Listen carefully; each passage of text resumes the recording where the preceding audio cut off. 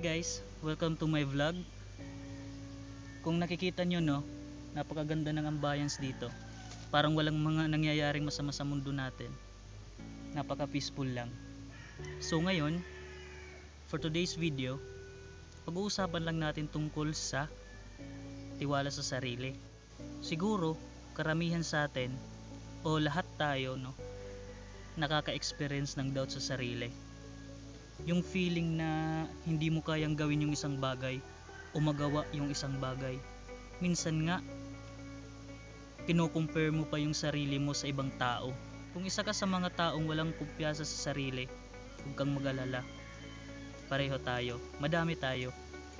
Gusto ko lang i-share. Dati, nung unang mga panahon, sobrang competitive ko.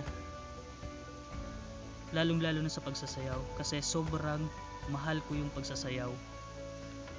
Hanggang sa isang araw na-injured yung kaliwang tuhod ko. Nawalan ako ng kumpiyansa sa sarili ko dahil hindi ko na kayang gawin yung mga bagay na kaya kong gawin nung una.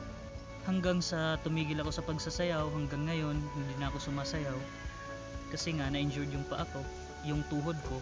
Kaya sinubukan kong gumawa ng video kahit unti-unti maibalik ko yung tiwala ko sa sarili ko. Kasi para sa akin no, napakahalaga yung sasabihin ng ibang tao tungkol sa akin.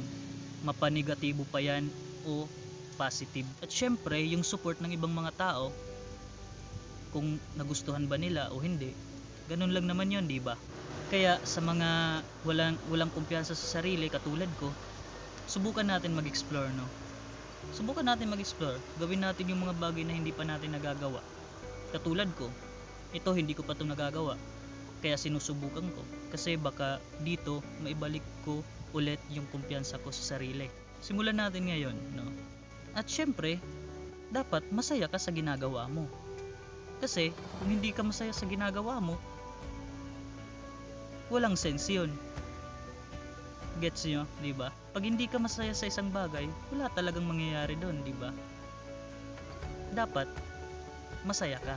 Napakadali lang mawala yung tiwala sa sarili pero napakahirap ibalik ulit, 'di ba? Lahat ng aspeto sa buhay mo naapektuhan kung wala kang tiwala sa sarili. Kaya kung isa ka sa mga walang tiwala sa sarili, subukan natin 'to. Mag-explore tayo. Gawin natin yung mga bagay na hindi pa natin nagagawa. Tulad ng sabi ko kanina. Gawin natin. Baka sa susunod bumalik na yung tiwala natin sa sarili natin. Diba? Ganun lang yun. Kailangan din natin tulungan yung sarili natin. So hindi ko na to papahabain kasi magiging walang kwenta na tong video na to. Kung nanood ka dito at tatapos mo, salamat.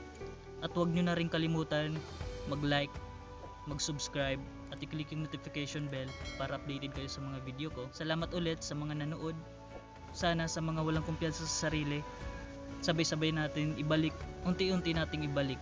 At huwag kakalimutan maging masaya lang palagi. Masaya ka sa mga ginagawa mo. Yung mga ginagawa mong desisyon sa buhay, dapat maging masaya ka lang, 'di ba? So, yun lang. Salamat sa panunood at bye-bye. Peace.